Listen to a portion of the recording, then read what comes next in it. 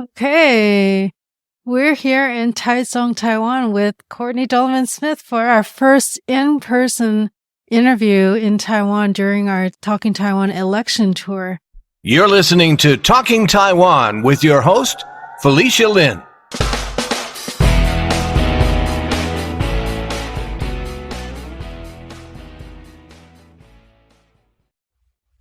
Talking Taiwan is taking the show on the road back to Taiwan on the Talking Taiwan election tour, and we traveled down to Taichung to meet up in person with political commentator Courtney Donovan Smith to do some pre-election coverage.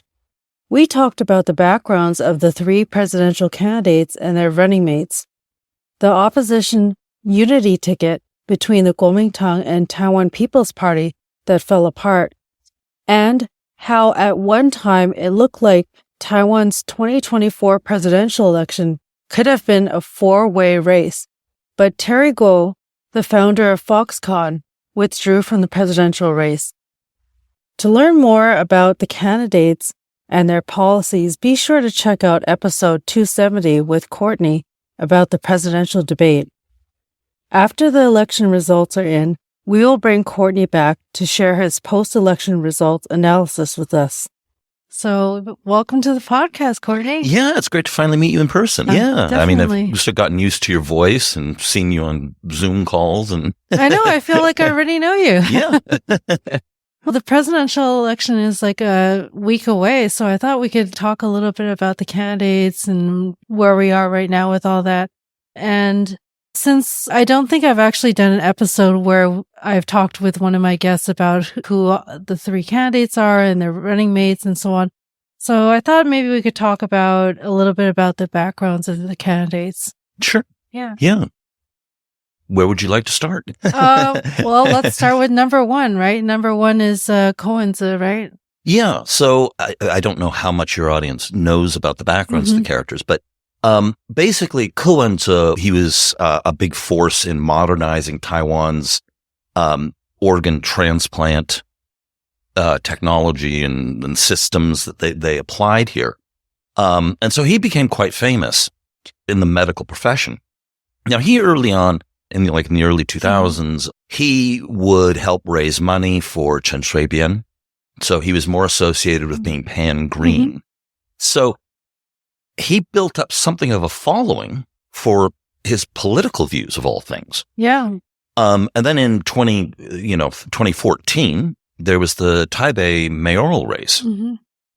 And he, interestingly enough, he was being courted by the DPP, and he had some meetings with them about running for mayor of Taipei. But he decided in the end to actually run as an independent. So the DPP, they had, for a long time, had trouble winning Taipei City. So they did what's called li rang, which is to step aside for politely. And so it was a head-to-head matchup between Wen-je and the KMT. And he won, and then he repeated that in 2018. But he only won by a tiny margin. But that time, the DPP ran a candidate as well. Okay. So it was a three-way race, which he won very narrowly. The KMT candidate, Ding Shozhong, tried to sue and get recounts done, but in the end, the courts upheld Ke's election. Okay. So anyway, so he's built a kind of a following. He's very, very popular with younger voters. They like his candor, his sort of blunt demeanor.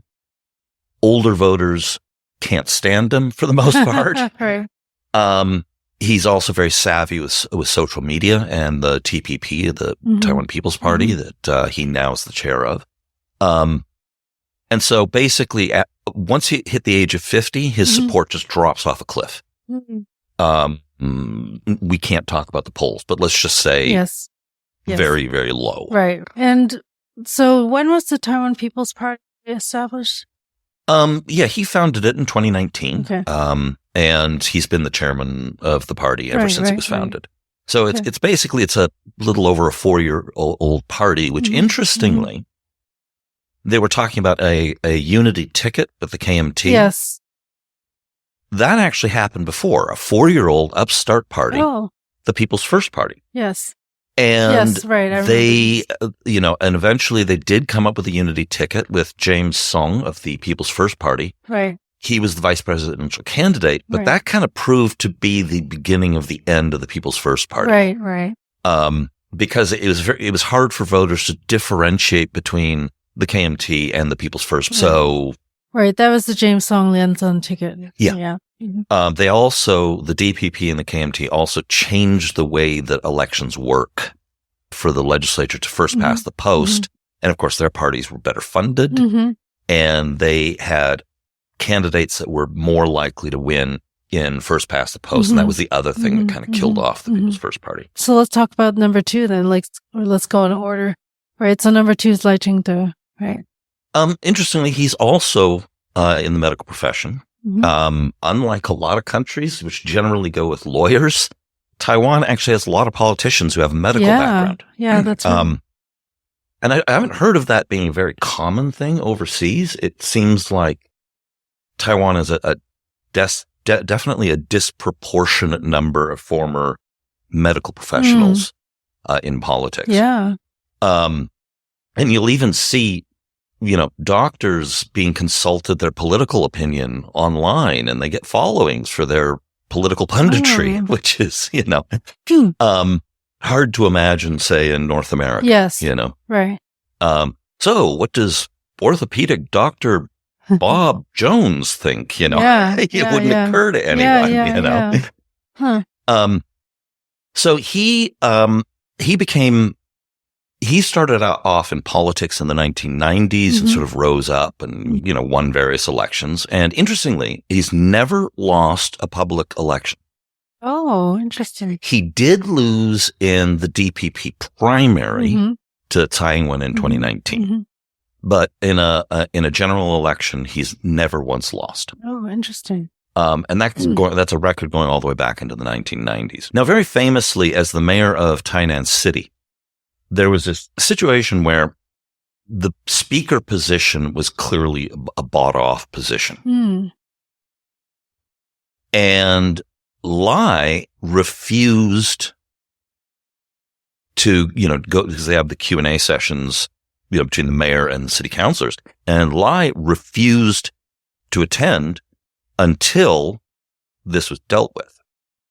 Oh. Because he refused to deal with a corrupt city council. And so this standoff went on for a while. But eventually there were convictions handed down for corruption. And then he started speaking to them again. Now, he was actually censored by the control yuan for this. Oh. For dereliction of duty. But it was actually quite popular with the public, that he took a firm stand against corruption. And battling, the city council of his own city. Interesting. So he picked up the nickname then Lai-Ching, which is the god Lai. He was so popular. Now, then he went on to challenge Tsai Ing-wen in the in the presidential primary in 2019. And this was brutal.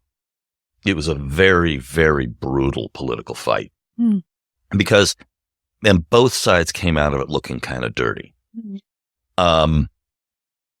Lai had now he had been made premier by Tsai Ing-wen in the Tsai Ing-wen administration. And he'd served as premier. And during that time, he had promised he would not challenge her in the primary publicly. Then he launches a book and launches his candidacy right after a disastrous election. Okay, so there was a disastrous loss in the local elections. Tsai Ing-wen was the party chair. Her popularity was, let's just say low, because we can't talk about the polls, even though this is years ago. Sure. But anyway, I don't want to take the risk. So cool. Let's just say it was her lowest point ever.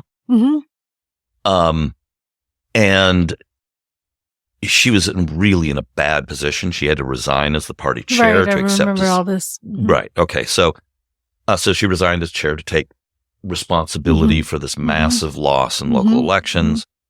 Lai tried to resign as premier, but he was convinced to stay on for a month and a half, if memory serves, to sometime in January from the November elections. And then he launched a book, so obviously he'd been planning this. And his primary challenge to Tsai. And he did it giving her very little time to fight back. His timing was just, talk about sticking the knife in.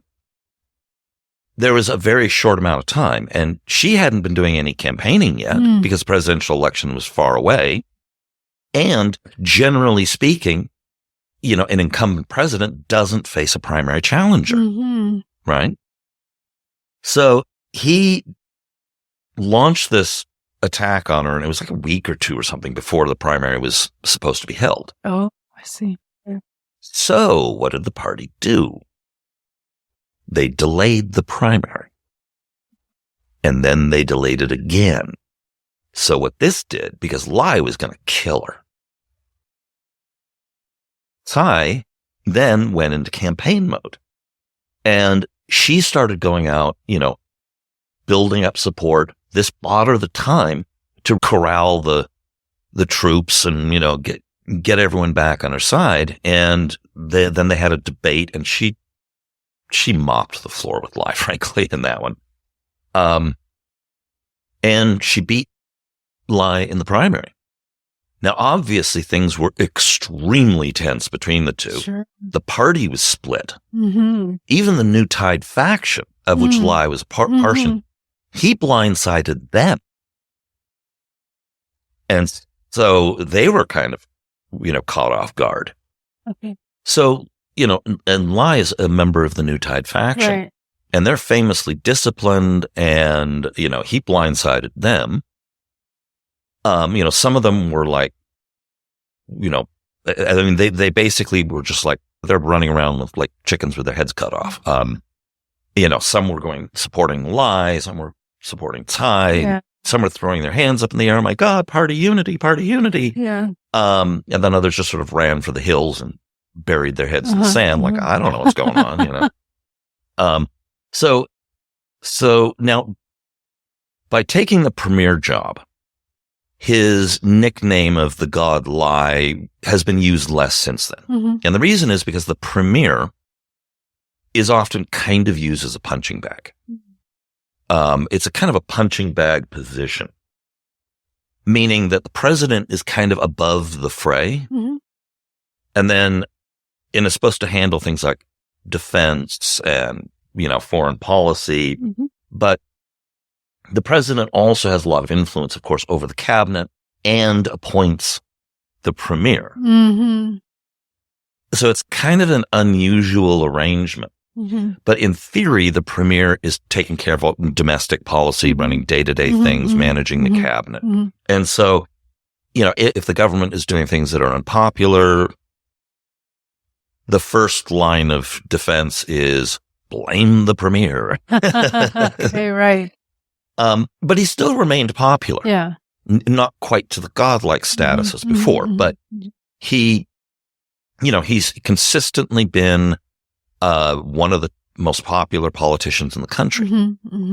Interestingly, up until about the end of last year, though, the most popular politician in the country for years, for several years running, in poll after poll after poll, I'm just talking in general here, not specific ones, but Hou Yu was the most popular politician in the country. Hou Yu, interesting, the KMT candidate. Okay.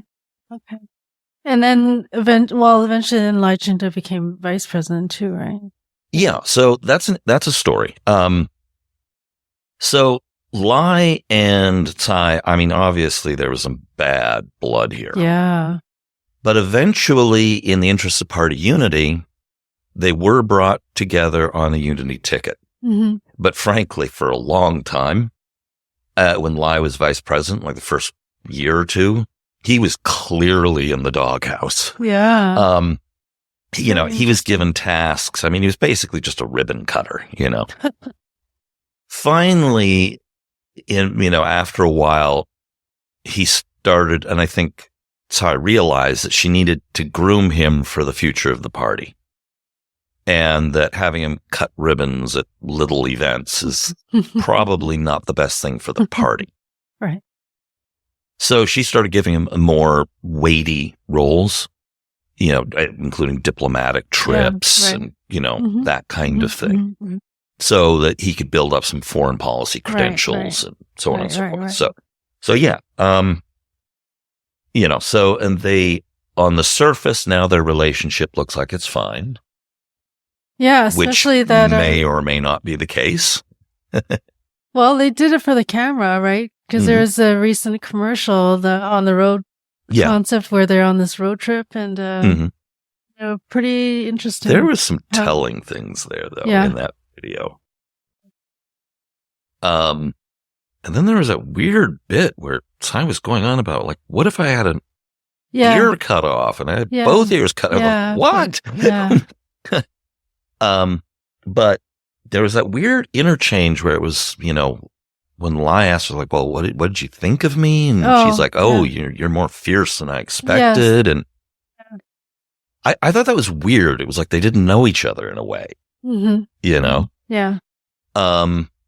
So, I mean, it's an extremely popular video. It did really, really well. Yes. And most of it I felt was kind of touching and well done, but there was some really weird bits in there. So you thought it was a little bit off. Okay. Yeah. But I mean, they may actually get along reasonably well now, simply because water under the bridge, Tsai's not running again. Lai's the obvious heir apparent. He ran unopposed to be DPP party chair, ran unopposed to become the presidential nominee. It's him. He's the guy. Yeah. So getting along, maybe it's through gritted teeth, maybe not, but they have to work together. Yeah, for sure. Interesting. You already mentioned number 3, Hoyoi, right? Yeah. Now his background is as a police officer. Yes. Right. Now he was the commanding officer in 1989. This is the last few years of the authoritarian one-party state era. Yes. So, Nylon Deng, Zhongnanrong, he was a free speech Taiwan independence activist. And he was going to be arrested, I think, again. And his publication was constantly being censored, all of this. So what he did is he barricaded himself in his office. Right. The police went to arrest him and tried to kick down the door, and he self-immolated. The commanding officer at the door trying to knock it down was Hoyoi. Now, there's some conspiracy theories about this, which I don't really buy. I think Ho just happened to be the police officer that was ordered to go do this. Right. I don't think he had personal interest one way or another. He's, go arrest this guy. Okay. Yes, sir. Right. But he was also involved in the Chen Jingxing case, which was probably the most dramatic case in the 1990s. I mean, wow. So a group of guys kidnapped the daughter, and later it looked like they probably raped her and tortured her, all kinds of horrible things. The daughter of a famous entertainer by Bingbing. Yes. And anyway, the daughter's body turned up later. Anyway, so, but these guys were on the run. And one by one, they got caught or shot. But the last remaining one was Chen Jingxing. And he became, now this is very, very weird. I mean, the guy was obviously a sick man. Yeah. But he became kind of like this popular folk hero, which kind of says something about Taiwan society has changed an awful lot since then. Yes. And there were all these stories going around. I mean, he was sleeping with all these women while he was on the run, and right. And they were happy to, anyway. Yeah. So, after some shootouts,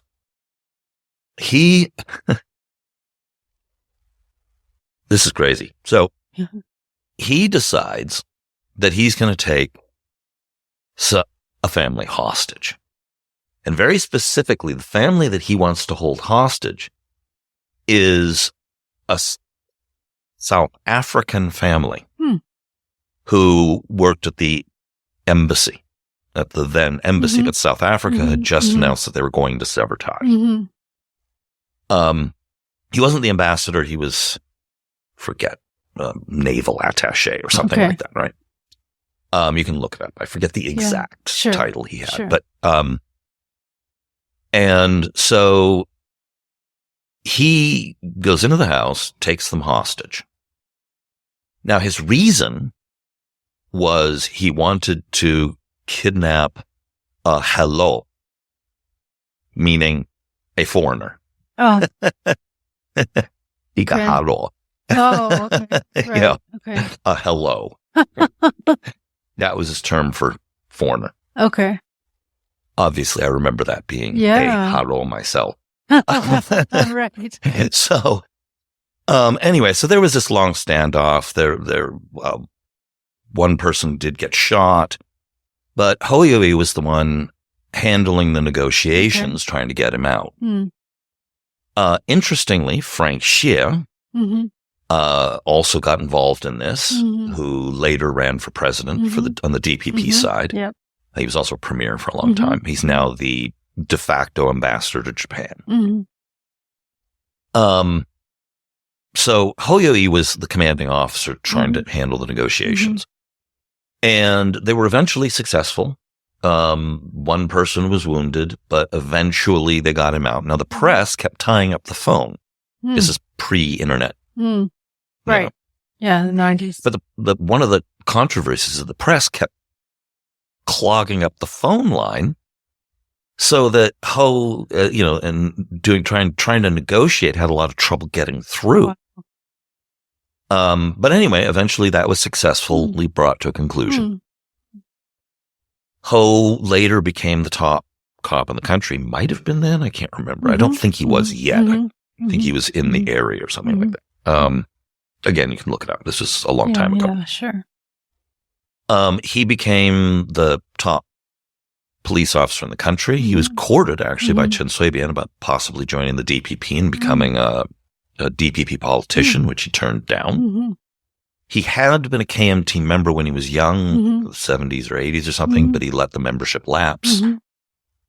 And he was in charge when the assassination attempt in the 2004 election against Chen Sui-bian and Annette Lu. So he was involved in that one. So pretty much all these really big, high-profile cases. Yeah. So he became quite well known. Right, right. So Eric Chu, who was the mayor of Taipei County, and then they put it together renamed it New Taipei City, which incidentally, that was Eric Chu's doing. They originally planned to call it Xinbei and just transliterate the Chinese name. Anyway, just a little side note.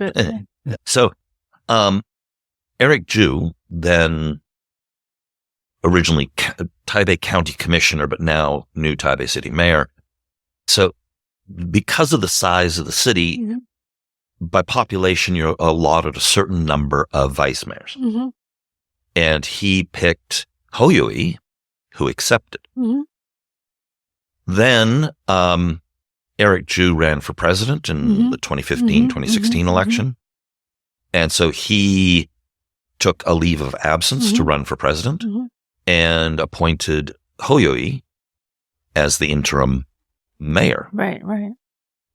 Then, term limited out, Eric Chu had to step down, and then the KMT ran Hoyoi, and he won, and he was reelected with a pretty solid margin in the last election. Now, there's some controversy because he was only elected last November and then took his second oath of office on December 25th and then started running for president only a few months later.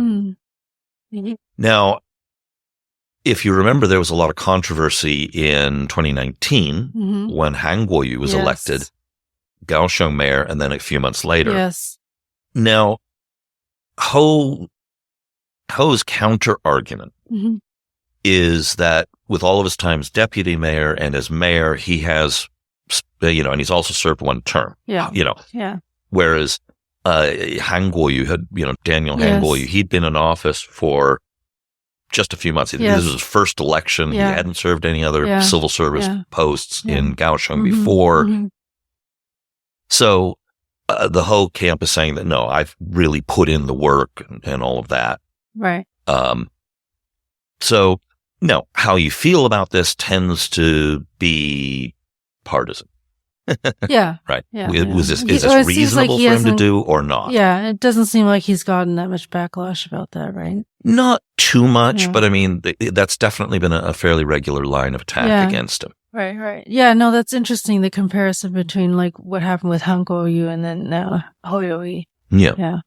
Okay. Now, I think part of the reason he was so popular is he was an atypical KMT politician. Okay. He didn't always toe the party line, which is very interesting.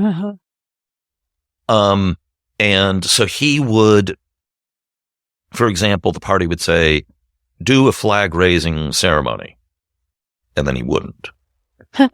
But he would post some, flags. I love the ROC on National Day on Instagram. Right. Oh, okay.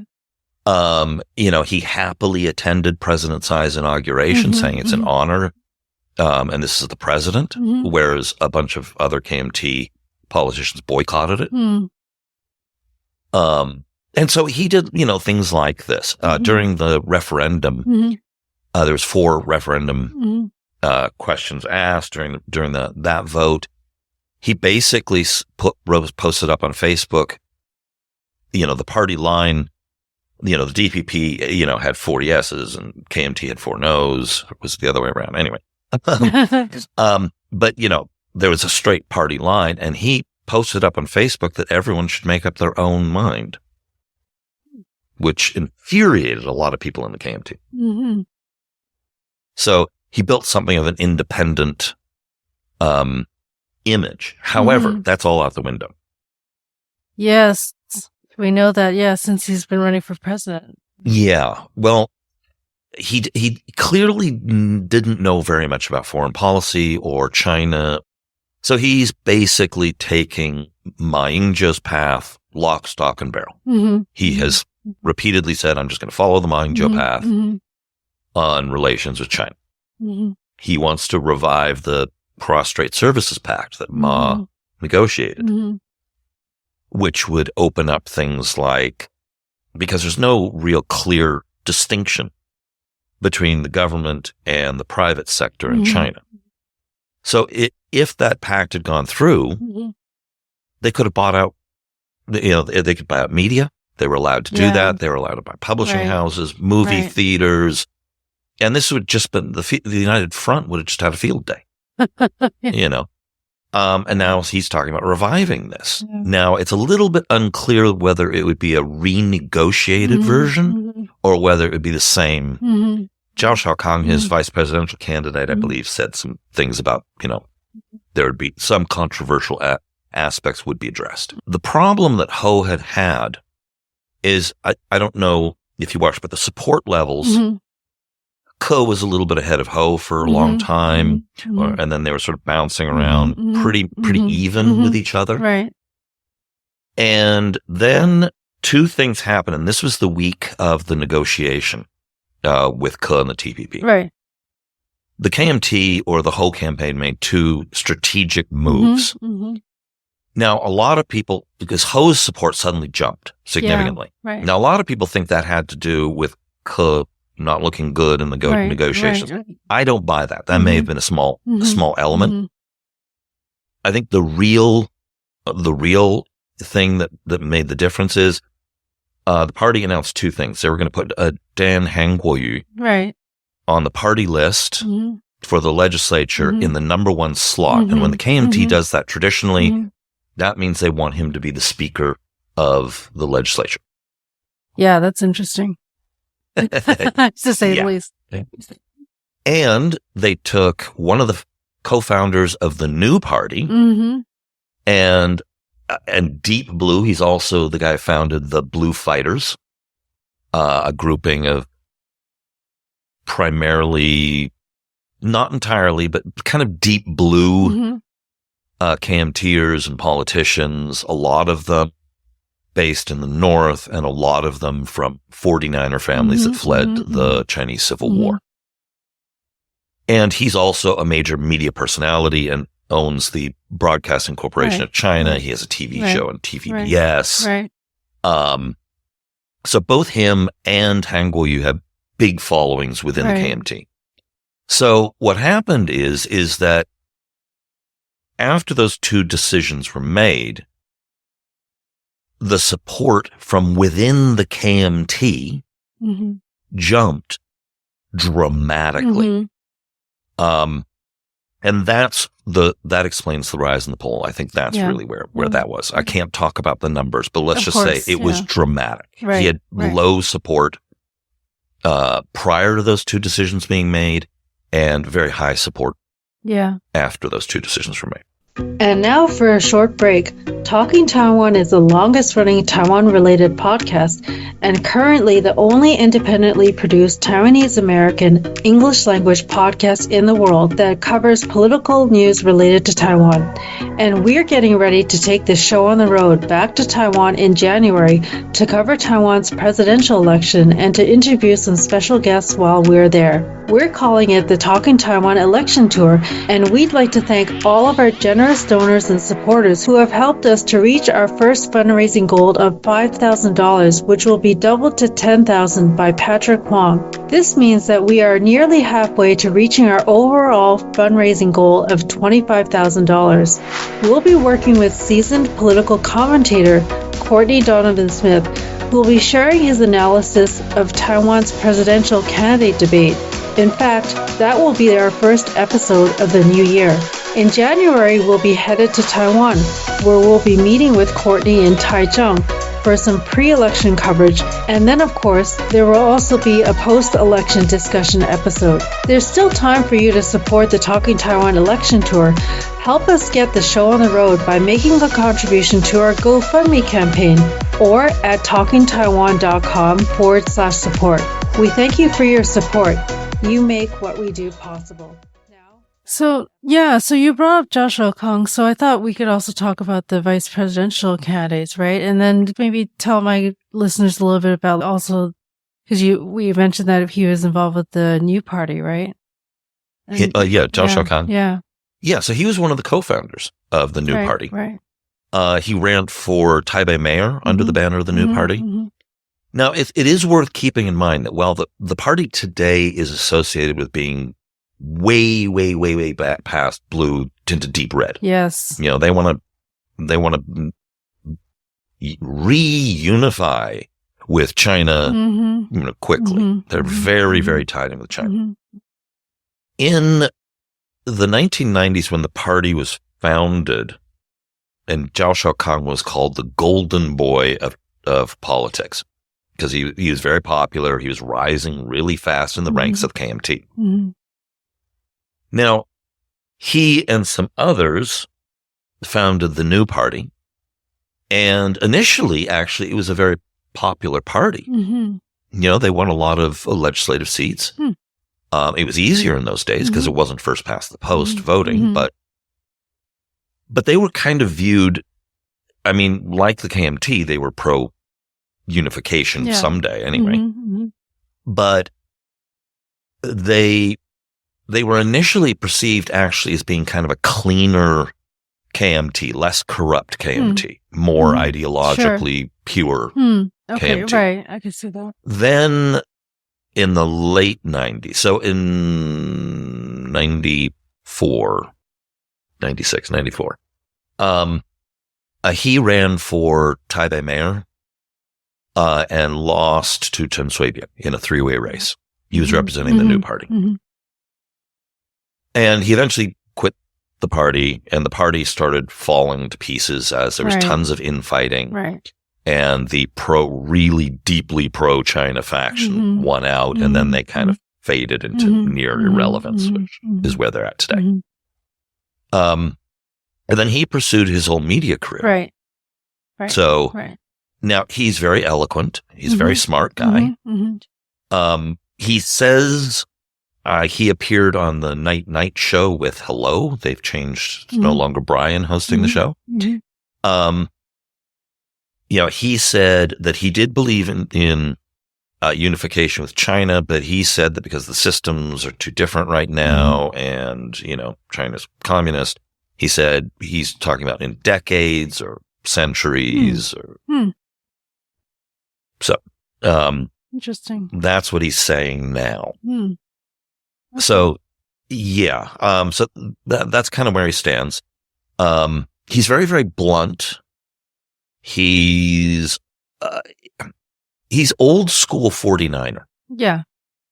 And what I mean by this, even though he speaks with a Taiwanese accent, which is very interesting, is that there was a time when you could culturally see a very sharp difference between 49ers and people whose families had been here for hundreds of years. And there was, because they were very, very self-assertive, very confident, kind of brash, kind of, I guess, like white men in America. Okay, yeah, if you make an analogy. Sure. They're just that sort of easy self-confidence, And so he often makes these comments, like, if I run for president, of course I'd win. He has extremely high self-confidence and isn't afraid to tell you. Okay. Right. So that's him. Yeah. Okay.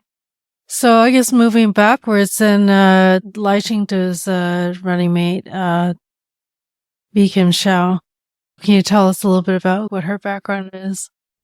Okay, so she was born in Japan of a Taiwanese father and an American mother. Now, her mother was the music teacher at a seminary or theological school for Presbyterians in Tainan. And I think the father was headmaster, supervisor, whatever title, right?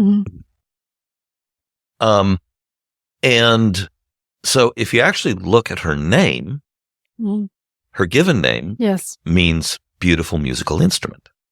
So that, I assume, comes from her mother. I only noticed that just recently, believe it or not. So she obviously speaks excellent English, but she also speaks Hokkien, Taiwanese Hokkien, and Mandarin, all three quite well. Yes. She spent some time in the U.S., had U.S. nationality until about 2002, when she got into politics, because you can't have dual nationality. Right. So she lost her U.S. nationality in 2002, she said. So, and because she has served as a legislator and held various roles in government, that would have been vetted a long time ago. So we know that's the case. After serving in various roles, she was tapped as the de facto U.S. ambassador. And by pretty much all accounts, she's done a superb job. The Americans love her. Even opposition parties think she's done a good job. Oh, okay. Cynthia Wu, for example, has said some nice things about her. And the other two camps, by the way, said that they will follow Tsai's foreign policy, which doesn't include China. So she's actually held in high regard. Ma Ying-jeou has said that, that she's really ready for politics, and she's very, I forget his exact wordings, but basically he said I'm paraphrasing here, but basically she's a political powerhouse and she's ready. Interesting. Okay. So he thinks she's, is a very talented politician. And he's not somebody who's going to praise anyone on the DPP very often. That's for sure.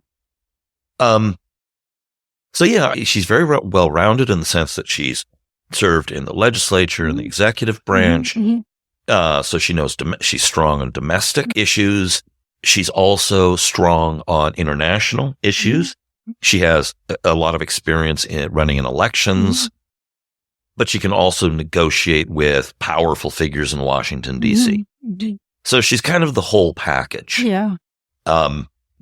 The only thing is she's not as experienced as Lai in electoral politics to the same degree he is. Right. So, Lai does make sense as being at the top of the ticket. He does have more experience in the party with the factions and all this kind of stuff than she does. But for a vice presidential candidate, she's excellent.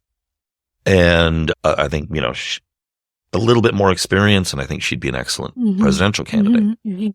Just, for her sheer capability. Interestingly, she's not the only vice presidential candidate this cycle whose parents were mixed race. Or her parents were different races. The candidate that is a mixed race person. So Tammy Lai, who was the vice presidential candidate before for Terry Go before he dropped out, she had an American father and a Taiwanese mother. Right. And then interestingly, Cynthia Wu, the TPP's candidate, is married to a Belgian man, a baron of all things, and they have a kid together. Okay. So this seems to be kind of a recurring theme in this election, which I don't think this has happened in any other election before. Although, Taiwan, of course, is, part indigenous, part Hakka, and part basically everything in Taiwan, but, mixed with foreigners is kind of the thing that you don't see as much here. Right. Yeah. And so let's talk about Cynthia Wu since you mentioned her, right? So now she's been beat up by the press a lot. I think personally, a little bit unfairly. Okay. Now she comes from a wealthy family, the Xingkong family. Yes. And so, of course, the press immediately dubbed her the Xingkong princess. Sure. Yeah. Now it's true. She does come across as a little bit arrogant, a little bit haughty, and a little bit out of touch because she grew up so wealthy. But I think she's a little bit better than people give her credit for. There was an incident where a reporter asked her, "Did you ask your parents for approval to run for vice president?" And Wu snapped at the reporter. Yeah. "Did you ask your parents to become a reporter?" But then this is the part that most of the press clips cut out. And she went on and talked about how demeaning this is to ask an adult woman, "Did you ask your parents for permission for something?" And I thought she actually had a point. Yeah. Yeah. I thought it was a really snotty question on the part of the reporter. Yeah. Right. But that being said, she does come across as out of touch in a lot of ways. Also, what comments has she made her? Oh, I mean, partly it's just the way that she kind of holds herself. Okay. Partly it's in some of the things that she said, talking about growing up and, and we drink Johnny Walker and, she speaks kind of this flawless Taipei Mandarin. She also speaks excellent English. She dresses very nicely, I think. Yeah, I'm not a great fashion expert, but it has kind of a subdued elegance and taste from my limited knowledge. She lived overseas. She actually worked for a conservative MP in the UK. So she does have a fair bit of overseas experience. She's, had some dealings with the U.S. government as well. But she's only been a legislator for about a year. Okay. When Sui-bian stepped down over questions of plagiarism of her thesis, she was called up next on the party list. She was the next name on the list, so she was brought in. Okay. So she has no election experience. Right. And she doesn't have that much political experience. But here's the thing, the TPP is so much smaller and they don't have the depth of field of potential candidates that the TPP and the KMT have. I actually think, if she sticks with politics, works on her presentation, I think she might actually be pretty good in a few years. But she just doesn't have the experience. Yeah, for Both vice president position. Yeah, I mean, Zhao Shaokang and Xiaobi Kim both have decades of experience, and she just was totally outclassed. Right. I thought she did okay considering her lack of experience. Right. Oh, so now you're debate, talking about the debate. Yeah, in the debate, I thought, I mean, it wasn't terrible. The policy presentation, she was a bit worse. Can we talk a little bit about the unity ticket between the TPP and the KMT that fell apart? Okay. So there had been a talk going on starting, I guess, late spring, early summer, because the problem is that the non or anti-DPP vote was being split three ways. Right. You had Terry Go running as an independent. You had Hou Youyi running as the KMT candidate. And then, of course, you had Ko Wen-je as the TPP candidate. There was some very weird incident. At one point, Terry Go got really drunk and met up with Ko Wen-je, and he used this expression of undying love. And I mean, it was just like all kind of a little bit bizarre. Yeah. Right. But the two did at the time seemed to genuinely like each other. And, they'd known each other from before this. But they expressed a lot of admiration for each other. But then it took a while for any actual serious negotiations to take place.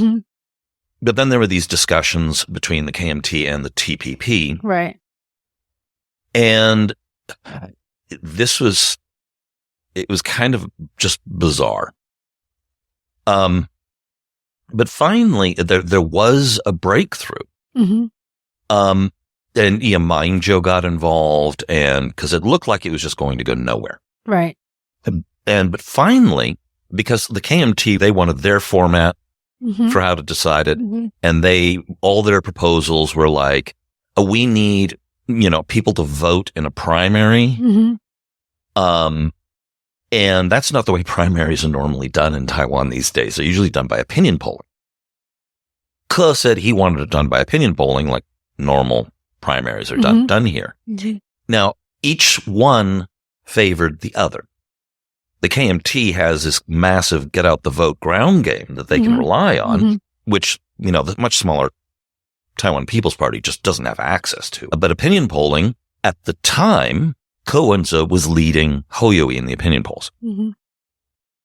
Now, finally, they had a meeting, and in the meeting was Wen-je, who was acting as the broker here,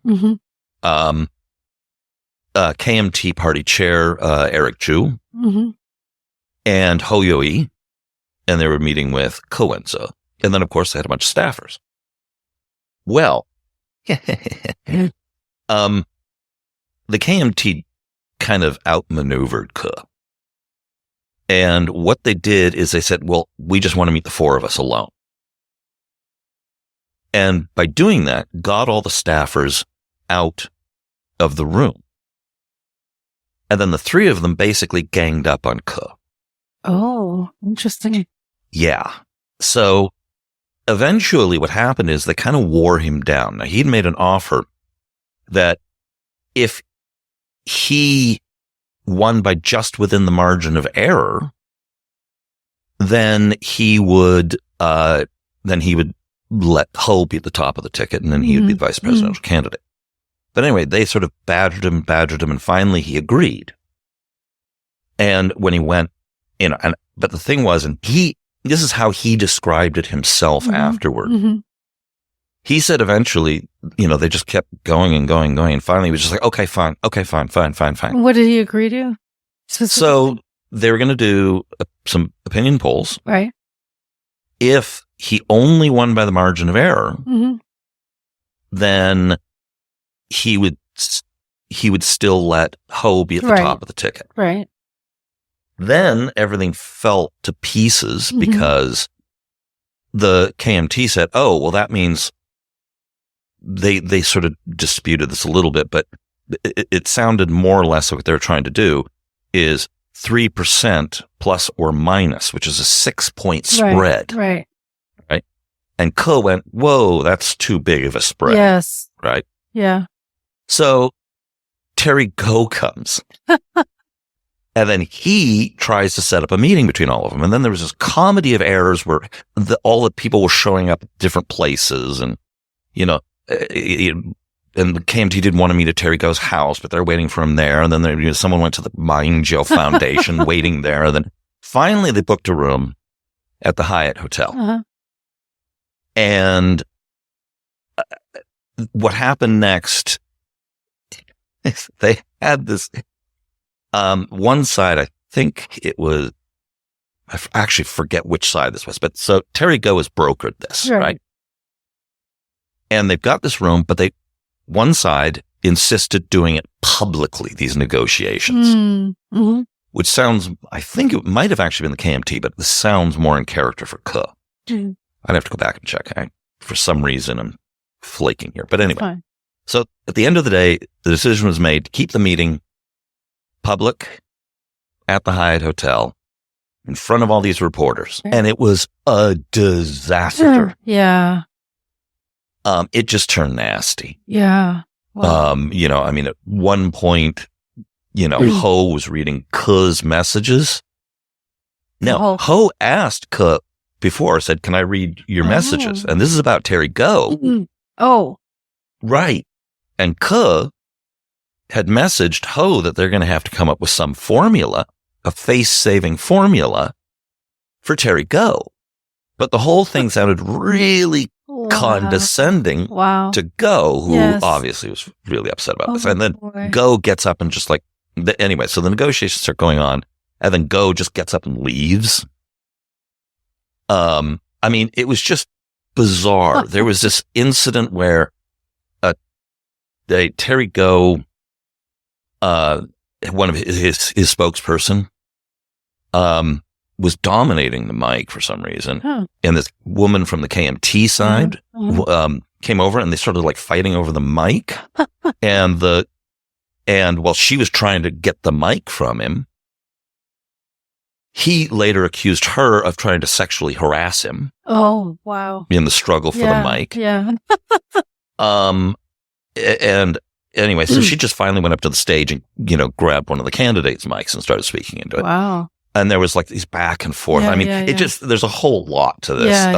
But these are just some of the highlights. Right. So anyway, it completely fell apart. This is the night before they all had to register. Oh, right. So it was right on the eve of when they had to register. And, it just completely melted down in this very public and embarrassing way. I asked Courtney about some of the controversies and allegations made about the presidential candidates. There were some allegations made that Ke was directly involved in the organ trade in China. Yes. Which, of course, is wildly unethical. Because, of course, in a lot of cases, these are taken from political prisoners and Falun Gong and Uyghurs and... So, it's a pretty awful practice. Yeah. There's a lot of rumor that the top Chinese Communist Party leaders rely on this because you notice that they tend to live till they're very old. And so there's this theory going around, and I don't know if it's true or not, but that the top party leadership relies on these organs donated so that they can live until they're, in the 90s or in the low hundreds. Now, obviously, that's one of the reasons why the recent death of Lai-Ching has been so controversial is, these CCP guys get the best medical care. Now, that is true. Everybody knows that. It's proven. Best hospitals, best doctors, best medical care. And then he dies suddenly, and they send him hospitals are farther away. And it's just a lot of again, nothing proven. But there's a ton of suspicion about Lai-Ching's death out there. I don't know if it's true, but that there is a lot of speculation is true. And then is there anything to say about Lai-Ching then? Well, actually, there are some other controversies. Let's see, Wen-je. Okay, so recently there's been a lot of controversies about property owned by the three candidates. Right. In Wen-je's case, he says he bought some land, a parcel of farmland, sight unseen, which is paved over and is rented out to tour bus company. But because of the zoning, you're not actually allowed to pave this over and rent it out for tour bus companies. You're not supposed to do that. So he basically said, okay, well, I'll tear up the concrete and, that's that. Okay. Now, when it comes to William Lai, his situation is that his family, his father, his grandfather were miners. A very dirty, depressing job. I don't know if you saw Michael Turton's column the other day on this. I did, but I didn't have a chance to read it yet. So I strongly recommend it. It's actually a really strong piece. Mike's always great, but this is a real home run. But yeah, and his point was fascinating because it actually helped, the word he used, beautify William Lai, because it actually showed how the depths of the poverty and, and the suffering of the background that he came from. And he says, the KMT made a big mistake in this. But anyway, the problem is that the Lai family had a little house. If you see the pictures, it's not very big. Right. Now, it was built before there were laws governing this. However, there may or may not have been some additions and changes made after that, and that's where part of the controversy is. But also these miners had these, they had these houses, but they're in this weird legal limbo. Because they may be the responsibility of like the mining bureau, or is it under the city government? And then there's allegations he didn't pay taxes, and he says, no, I did pay taxes. And so there's questions about the legality of the Lai family home that he inherited. However, just the other day, allegations came out of him property flipping. In other words, buying new properties in Tainan just recently, and then turning around and then selling them quickly, which the government is kind of trying to crack down on. Now, I don't know if this, I haven't seen enough substance on this. This has just recently surfaced. I haven't seen enough substance to be able to try and get a gauge. Certainly when he was doing it, it wasn't illegal, but it was recent. If the allegations are accurate, and this is like 2019 or something like that, it's pretty recent. Then Hoyoi. Well, actually, you mentioned in the previous episode that you said that they're renting to students and they're price gouging the students. Yeah, sorry, that's it. So there's this complex, and then Ho and his wife, they bought this complex, and then they partitioned it into 99 small units, which they rent out to students, students from a nearby university. Now, the rents have been going up by 5% a month, which is significantly ahead of inflation. And so there's allegations of them basically kind of gouging the students. However, their defense is that they outsourced the management of all of this to a property management company, and this was their doing, and it was part of the contract. And they said that when the contract ends, they will no longer work with this company. And they will stop doing that. Now, of course, everyone's talking about housing justice and trying to get affordable housing, so it doesn't look very good. Okay. And if the allegations against Lai about the property flipping, again, that doesn't look very good.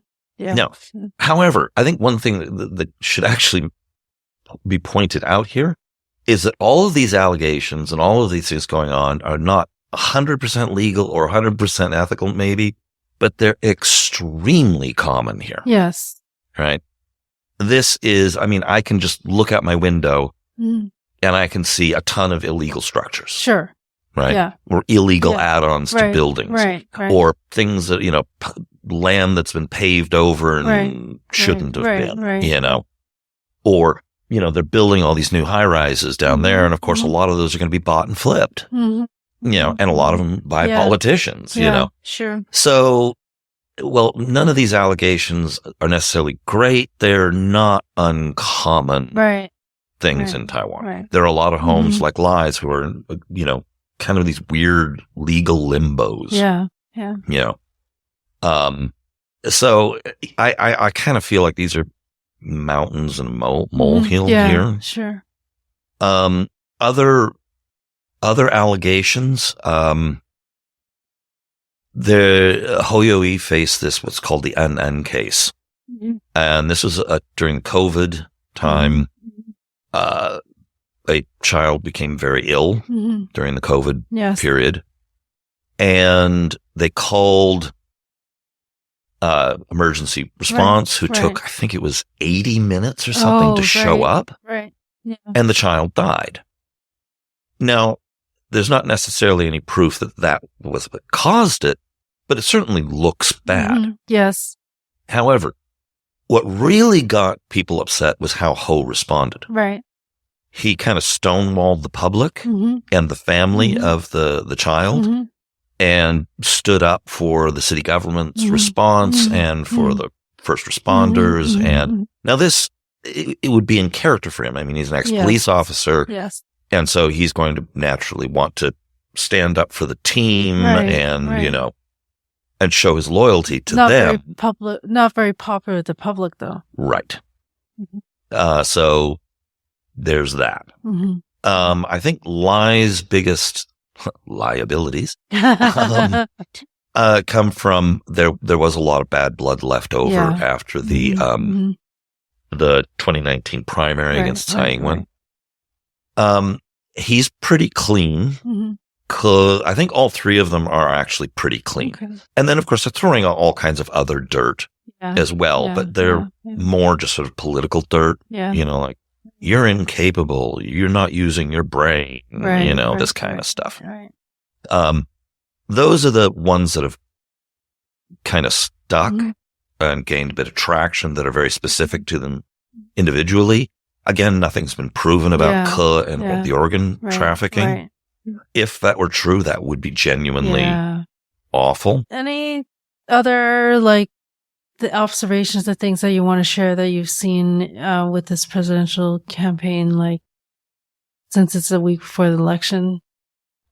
I mean, it's definitely been a wild ride. Yeah. Probably not the most wild ride of any election, but it's definitely been a very interesting one. Yeah. At one point it was a 4-way race. Yes. Now it's a 3-way race. Yes. Taiwan People's Party is making an impact. Yeah. In the legislature, there's a very good chance that no party will win a majority. And I think the TPP will probably win maybe 8 to 11 seats. So they may be the balance of power. That's definitely a possibility. Interesting. So I don't think the DPP is going to maintain their legislative majority. I think they're going to drop from the low 60s to low 50s, maybe upper 40s. And much of that gain is going to go to the TPP and the KMT. Interesting, yeah. So the KMT is going to go from the mid to upper 30s. I think, they're going to, I don't know which is going to be bigger, the DPP or the KMT in the incoming legislature. Some independents might also pull it off as well. So, I think that we're entering a period that's going to be a little bit more unstable as a result. I mean, obviously, if, the executive is run by a party and also they have the legislative majority, they can sort of move things forward. Right. That will be much harder for no matter who wins the presidential election because it doesn't look like they're going to have a legislative majority. Yeah. Although it might still happen. One of them might pull it out. Yeah. There's so many things that have gone on, the twists and turns in this election. Yeah. The ups and downs, with all the different candidates. So it has been unpredictable. Yeah. Very interesting to watch. Yeah. I'm very interested to see what the result will be. Yes. If the pollsters are doing a good job. Most of them showed Lai in first, Ho in second, and Ke in third. But the question, what's interesting though, is that some polls showed Ke ahead. of Ho. Right. And even one pretty close to Lai. Yeah. Oh. And I can't go into the numbers, No. but the thing is that, and outlets that showed their cell phone polling versus their landline polling. Mm-hmm. Yeah. Big disparities. Yes. So there's a distinct possibility that Ke's younger base may be undercounted. Mm-hmm. Yeah. But I don't know. Yeah. Right? There's been a lot of talk of what's called the qibao xiaoying, which is the dump save effect, or just strategic voting. Right. There's been a lot of talk of Ke's supporters dumping Ke to go for their second most liked candidate. Yeah. I don't think they will in large numbers for two reasons. One is their source of information. Because it's primarily younger supporters, they're getting their news from social media. Yes. And the TPP has done a very good job of reaching them this way. Mm-hmm. They don't really follow the traditional media much. Right. So they're going to be getting a steady diet of the positive poll results from the Ke camp. Mm-hmm. So, they may still think he is in second place. And maybe he actually is. We don't know. Yeah. Right? And, that was entering the blackout. And of course, things can change during the blackout here. Yeah. We've got this 10-day window. Yeah. So I don't think a lot of them are going to dump him at the end of the day. Mm-hmm. Some might, I'm sure that's going to happen a little bit. Sure. But I think most of them will stand by him. And then there's another consideration, is that a respectable loss by Ke is still something of a victory for TPP supporters. Right. Because he's come out of basically nowhere to build a party. And if he can get a respectable result, that says something. Mm-hmm. With the KMT and the DPP, either you win or you lose. Mm-hmm. If you lose, there's no way to look at that as a victory. Mm-hmm. Whereas a decent result for Ke or the TPP makes a statement. Yes. So my theory is there's not going to be a large scale strategic voting shift away from Ke. I don't see that happening. Interesting. And then there's differing data on whether they would go for Lai or Ho anyway, even if they did. We also talked about Terry Goh, the founder of Foxconn, who withdrew from the presidential race. Well, basically his support was abysmal, was probably the primary reason. Mm-hmm. And I mean, it was clear that, and then he said, now that I've brought them together for that whole failed meeting, that was really what I wanted to accomplish, but really fundamentally, I mean, he was really low, in the polls. Yeah. And I mean, really low. My suspicion is that at the end of the day, he would have taken about 4 to 5 percentage points from Ke and or Ho. And maybe half a percentage point away from Lai. And I was kind of looking at